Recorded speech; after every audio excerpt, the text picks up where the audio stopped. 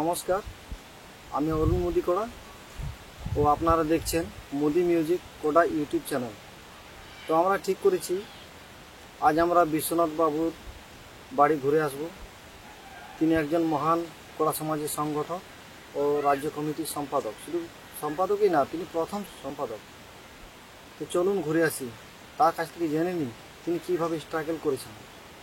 सांगिन पाही पेड़ाती सिंह देलासी गो हुंडी आबू सांगिन पाही पेड़ाती सिंह देलासी गो हुंडी आबू गड़ गड़ खे गड़ायाबू समाज टागो गड़ गड़ खे गड़ायाबू समाज टागो लुरुधान आदोचिया कोडा समाज टा हो लुरुधान आदोचिया कोडा समाज टा सांगिन पाही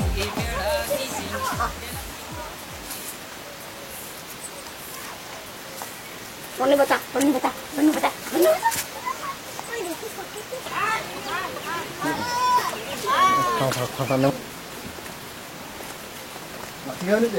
हाँ बेटी चले बस ही बता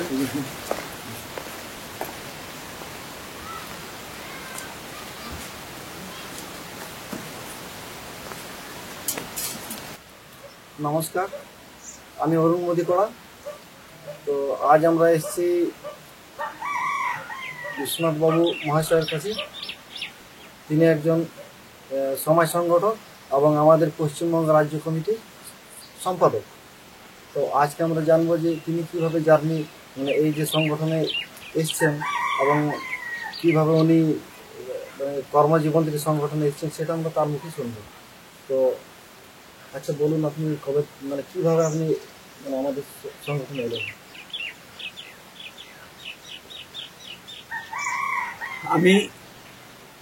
আমি ব্যাংকে কাজ করতাম। ব্যাংকে কাজ করতে করতে আমি মাথায় চিন্তা হলো যে আমাদের যে কোড়া ভাষার যে আমাদের আলাদা ভাষা আছে, সেই ভাষার সমস্ত গান বাজনা সব বাংলাতে হচ্ছে। তাই আমরা বীরভূম জেলার আনন্দমোহন কোড়াকে নিয়ে এবং আমি এই দুজনে মিলে ওরা বীরভূম জেলার সমস্ত কোড়া গ্রামকে জমায়েত করি।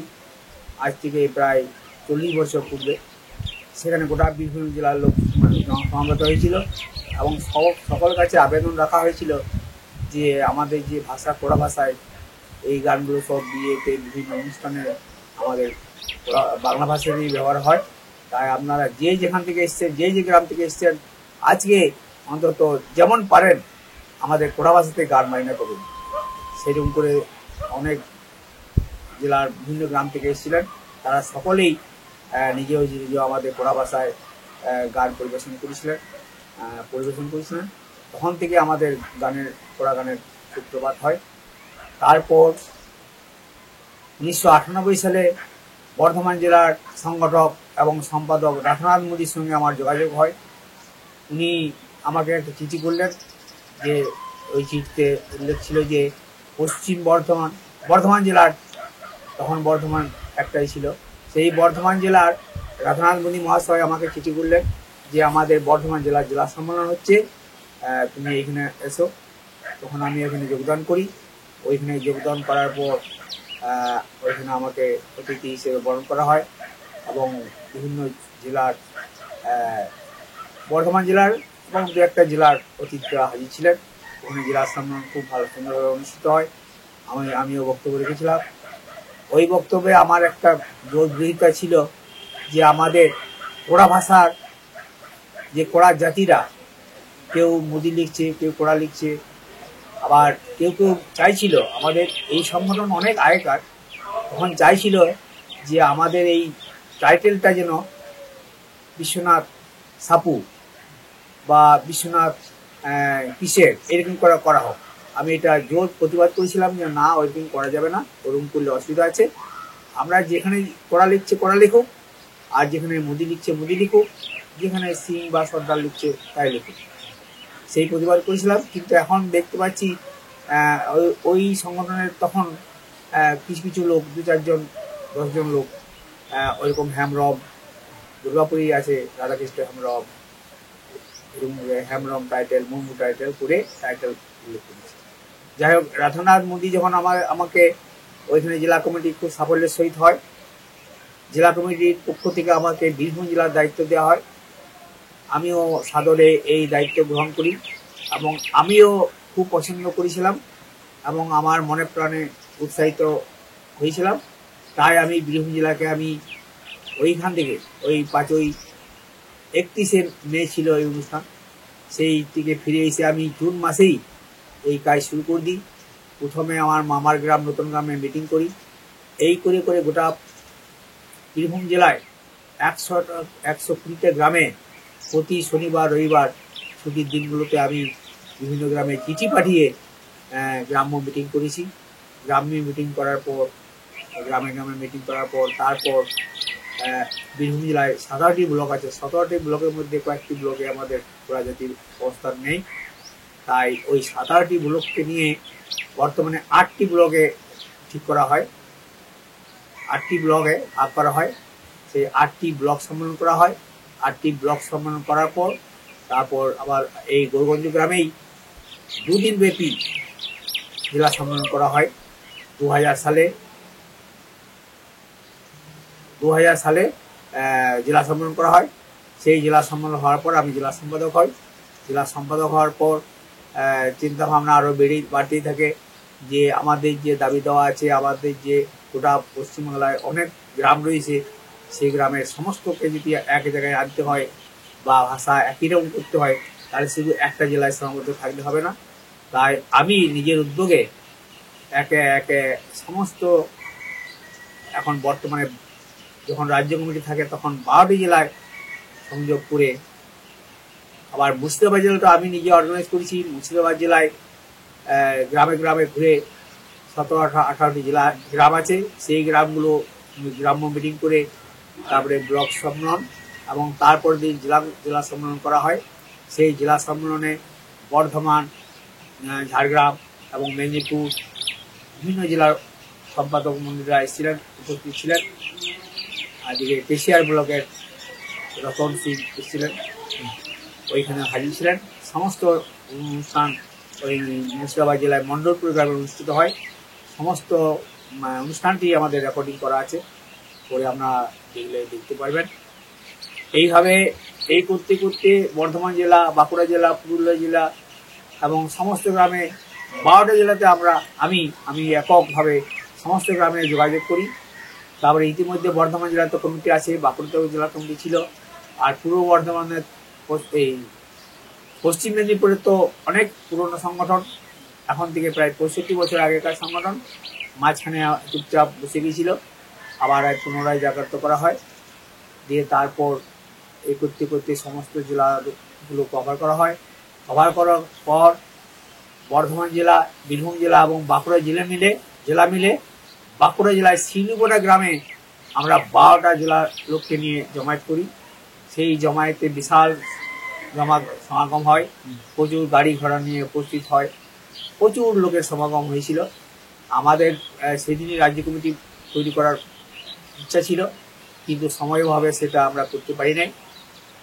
সেদিন শুধু ওই নাচ গানের প্রোগ্রামই হয়েছিল, আর আমি সংগঠক হিসেবে আমি একজন বক্তব্য রেখেছিলাম, আর কেউ বক্তব্য রাখেনি।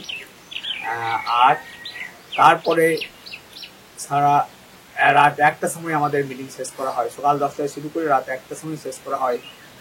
ওই রামজীবনপুরে যে সমাবেশ, বিশাল সমাবেশ হয়েছিল, হাজারের কাছাকাছি সমস্ত রকম গাড়ি ঘোড়া, মোটরসাইকেল হাজারের অতিক্রম করে হাজির ছিল। প্রচুর সমাগম হয়েছিল, প্রায় 25-30 হাজার মতো লোক সমাগম হয়েছিল। এই করে তারপর 2015 সালে, 14 সালে উঠে গেল। 2015 সালে 12টা জেলাকে আহ্বান করে 12টা জেলা আসানসোলে রানীগঞ্জের কাছে রানীসাহের গ্রামে রাজেন্দ্র বিদ্যাপীঠে আমরা 12টা জেলার লোক সমবেত হই। সেই দিন 3 দিন ধরে অবিরাম বৃষ্টি হয়। ডেটটা ছিল 26-27 জুলাই 2015। প্রচন্ড বৃষ্টি, তার 2-3 দিন ধরে অবিরাম বৃষ্টি হচ্ছে। আমাকে শুধু ফোন করছে যে কি হবে, আমরা যাব কি যাব না। আমি বললাম না, এটা তো জেলার মিটিং নয়, এটা রাজ্যের ব্যাপার, আর আমাদেরকে মারাংবুরু নিশ্চয়ই আমাদের যে বাইরের কাজ আছে সেই সময়টুকু আমাদের অবশ্যই দেবে। আপনারা যে যেখানে আছেন চলে আসুন। এই করে 12টা জেলার লোক আমরা জমায়েত হই।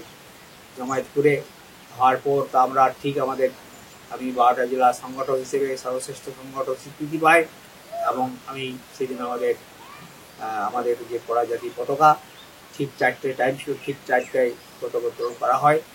পতাকা উত্তোলন করার পর ফুল দেওয়া, আমাদের পূর্বপুরুষ দিকে ফুল দেওয়া হয়, নীরবতা পালন করা হয়।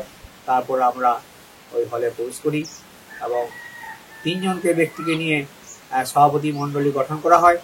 সভাপতি মণ্ডলী গঠন করার পর তারপর দীর্ঘ অনেকক্ষণ ধরে আলোচনা করার পর আমাদের এই রাজ্য কমিটির কি নাম দেওয়া হবে, আমাদের রাজ্য কমিটির কারা কারা থাকবেন, এইসব বিস্তারিত আলোচনা হওয়ার পর আমাদের সর্বরকম আলোচনা হওয়ার পর আমাদের নামটা স্থির করা হয়েছে রাজ্য আদিবাসী পড়া সমাজ কল্যাণ সংগঠন। এবং যেহেতু আমি সংগঠক সেই হিসেবে আমাকে সম্পাদক দায়িত্ব দেওয়া হয়। আর পশ্চিম মেদিনীপুর জেলার শঙ্কর কুমার সিংকে প্রেসিডেন্ট সভাপতি করা হয়। আর সহসভাপতি আমাদের জনার্দন কোড়া বর্ধমান জেলা থেকে দেওয়া হয়। আর বাঁকুড়া জেলায় যেহেতু অনেকদিন থেকে কাজ করছে, বাঁকুড়া জেলায় সুকুমার কোড়াকে সহ সম্পাদক করা হয়। আর বাকি রামলাল কোড়াকে শিলডাঙ্গাড়ি গ্রামে রামলাল কোড়াকে কোষাধ্যক্ষ হিসেবে নির্বাচন করা হয়। এইভাবে আমাদের কাজ চলতে থাকে। কাজ চলতে চলতে চলতে চলতে যে গ্রামগুলো জানে না সেইগুলো যোগাযোগ করে রক্ষা করা। ওই মিটিং এ কতজন মানে কমিটির মেম্বার ছিলেন, কতজনকে নিয়ে গঠন করা হয়েছিল রাজ্য কমিটি? তখন প্রত্যেক জেলা থেকে 10 জন করে এসেছিলেন। কোথাও হয়তো 5 জন এসেছিলেন, কোথাও হয়তো 20 জন এসেছিলেন। এরকম করে দিয়ে আমরা ঠিক করেছিলাম যে প্রত্যেক জেলা থেকে 10 জন করে রাজ্য কমিটিতে নেওয়া হবে। সেই 10 জন করে নাম এখনো হয়ে আসছে, সেইভাবে এখনো চলছে। আচ্ছা, রাজ্য কমিটি গঠনের পর আপনারা মানে কি কি কাজের অগ্রগতি করলেন? আমাদের এই 15 সালে 26 এবং 27 জুলাই রাজ্য কমিটি গঠন হয়ে গেল। মোটামুটি তখন 90 জন সদস্য নিয়ে রাজ্য কমিটি গঠন হলো।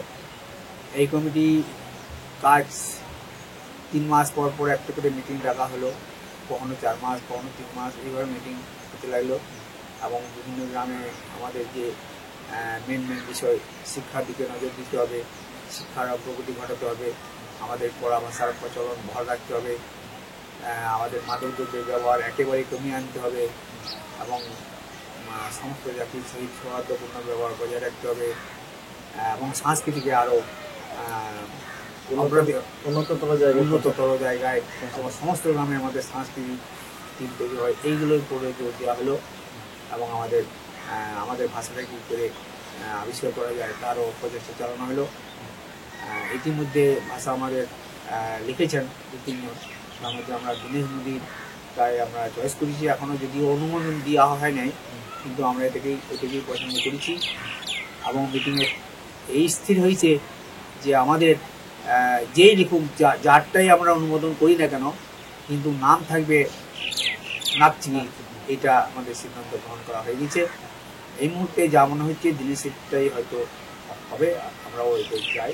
এখন যদিও আমরা লিখিত বা মৌখিকভাবে এখনো অনুমোদন দিইনি, এগুলো থাকলে এইভাবে 3 বছর পূর্ণ হওয়ার পর সব গ্রামে এখন নাচ গানের টিম এবং লেখাপড়া বৃদ্ধিও ঘটেছে। তারপরে আমি এবার ব্যক্তিগতভাবে ছেলে মেয়েদের যোগাযোগ করছি বিবাহের ব্যাপারে, যারা হয়তো আমি বলছি তুমি পড়ে যাও এই করে অনেক লেখাপড়া হয়ে গেল, তারপর তো বিবাহ সময় সেইগুলো আমি অমুক জায়গায় ছেলে আছে অমুক জায়গায় নিয়ে আসে, যাও তোমরা যোগাযোগ করো, এভাবে ওই কাজটাও আমি করি। আর যাতে টাকা পয়সার লেনদেন না হয় সেটাও একেবারেই কমে গেছে। এখন বিনা পয়সায় দিয়ে থাকি হচ্ছে।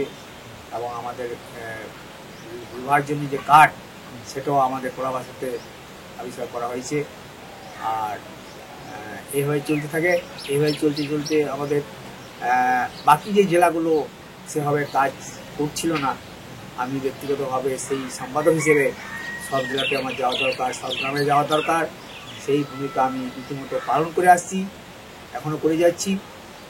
সেই গ্রামগুলোকে সেই সব জেলায় গিয়ে আমি যাতে জেলা কমিটি হয় এবং আমাদের এই সংগঠনের তলায় আসে, এরকম প্রচেষ্টা চালিয়ে যাচ্ছি। এই করতে করতে যখন আমাদের 3 বছর পূর্ণ হয়ে গেল, তখন একবার আমাদের রাজ্য সম্মেলন হওয়া দরকার। তাই গত 2019 সালে আমাদের জানুয়ারি প্রথম দিকে মিটিং করে রাজ্য কমিটির জেলা সম্মেলনের প্রস্তুতি নেওয়া হয়।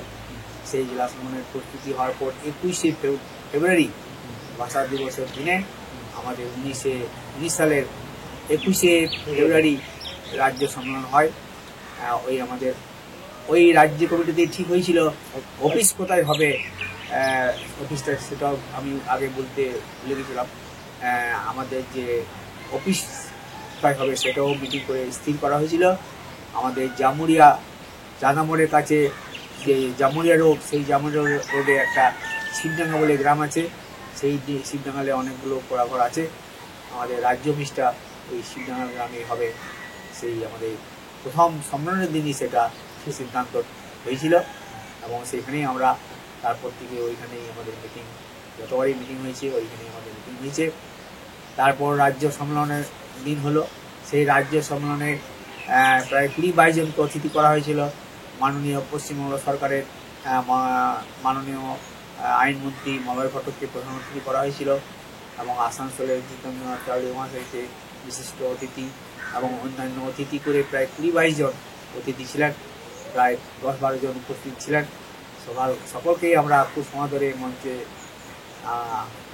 হাজির সম্মান জানিয়ে মঞ্চে উপস্থিত করেছিলাম এবং আসানসোলের মেয়র সাহেব মলয় ঘটক উনি আসতে পারেন নাই। তাই আমরা আসানসোলের এরিয়ার মধ্যে রয়েছি আমাদের রাজ্য অফিস। তাই আসানসোলকেই মেয়র সাহেবকেই জিতেন্দ্রনাথ তেওয়ারি মহাশয়কেই প্রধান অতিথির ন্যায় মঞ্চের বেশ কিছু দূর থেকে প্রধান অতিথির ন্যায় বরণ করতে মঞ্চে আনা হয়। মঞ্চে থেকে আমি ওনাকে মঞ্চে তুলি এবং আসন করার জন্য অনুরোধ করি।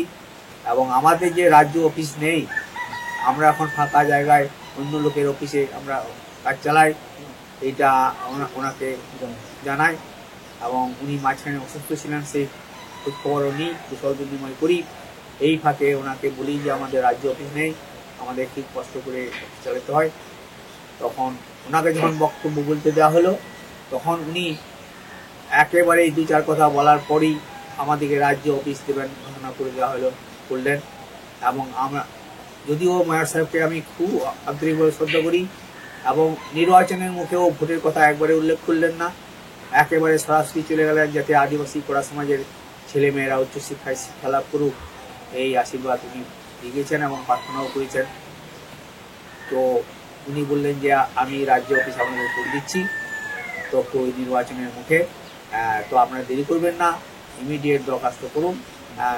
9 দিনের মাথায় উনি আর আমি আসানসোলে ওই শিবডাঙ্গাতেই ইসেলের গ্রাউন্ডে ওনারই কথা মতো আমরা আনুষ্ঠানিকভাবে উদ্বোধন করেছিলাম। সেই বাড়ি সেই দিন থেকেই কাজ শুরু হয়ে সেই বাড়ি কমপ্লিট হয়ে গেছে। গত 28শে ফেব্রুয়ারি বা 28শে মার্চ মিটিং করে গৃহপ্রবেশের দিনও ধার্য হয়েছিল, কিন্তু তা করতে সারা বিশ্বে আমাদের করোনা ভাইরাস এসে যাওয়ায় আমাদের লকডাউন হয়ে যায়। ভারতবর্ষ প্রধানমন্ত্রী লকডাউন ঘোষণা করেন, আমাদের মুখ্যমন্ত্রীও লকডাউন ঘোষণা করেন, যার পরিপ্রেক্ষিতে আমাদের আসানসোলের মেয়র সাহেবের সঙ্গে স্থিরকৃত দিন 28শে মার্চ করা সত্ত্বেও ওনার সঙ্গে ফোনে আলোচনা করে ওটা বাতিল করা হয়। এবং আমরাও সরকারকে সমর্থন জানিয়ে আমাদের ওই লকডাউনের এবং ডাক্তারবাবুদের সমস্ত পরামর্শ আমাদের সমাজের মধ্যে প্রচার করানো হয় এবং লিখিতভাবে যাতে এগুলো মেনে চলা হয়, এরকম আমরাও রাজ্য কমিটির পক্ষ থেকে সার্কুলার জারি করা হয়। এইভাবে কাজ চলে আসছে।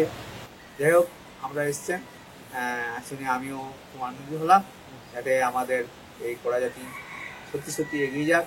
আপনারাও আমাদের কোড়াদের ছেলে, অতএব আরও বেশ কিছু ছেলে যুক্ত হয়ে যাতে আমরা নিজেরাই এইগুলো সব করতে পারি, আমাদের যেসব ব্যাপারগুলো আছে বেশি করে তুলে ধরে আমরা সঠিক জায়গায় যেতে পারি, এই চেষ্টাই করি।